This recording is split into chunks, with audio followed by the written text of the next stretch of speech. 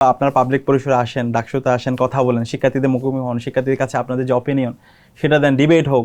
ডাকসুর যত অনুষ্ঠান হয়, যত আয়োজন হয়, সব জায়গায় আপনাদের মতাদর্শের যে লোকজনগুলো তাদেরকেই অতিথি হিসেবে দেখা যায়।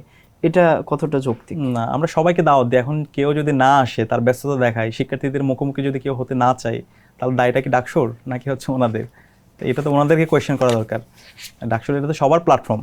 ধরুন এখন গণভোট, জুলাই সনদ এবং যে অধ্যাদেশগুলো বাতিল হয়েছে সেটা নিয়ে অনেক কথা হচ্ছে। তো সেগুলো নিয়ে তো আপনার পাবলিক পরিসরে আসেন, ডাকসুতে আসেন, কথা বলেন, শিক্ষার্থীদের মুখোমুখি হন, শিক্ষার্থীদের কাছে আপনাদের যে অপিনিয়ন সেটা দেন, ডিবেট হোক। আমরা সেটাই চাচ্ছিলাম, কিন্তু আমরা তখন যোগাযোগ করছি, তখন তারা আসার সেই সাহস দেখাতে পারছে না। তো আমরা আশা করবো যে সামনে যে ইভেন্টগুলো হবে, আমাদের যে আলাপগুলো হবে, সেগুলোতে সবাই আসবে, পার্টিসিপেট করবে এবং তাদের মতামতগুলো বলবে, অন্য পক্ষে যারা আছে তাদের মতামতগুলো বলবে, পরবর্তী শিক্ষার্থীরা ডিসাইড করবে। তো সে জায়গায় আমাদের কোনো হীনমন্যতা না। আমরা প্রত্যেকটা আয়োজনে, আমাদের যে ইফতার কর্মসূচি হয়েছে, আমরা যে সম্মেলন করেছি, প্রত্যেকটা কর্মসূচিতে যত স্টেক হোল্ডার আছে ফেসিবাদ বিরোধী, সবাইকে আমরা দাওয়াত দিই।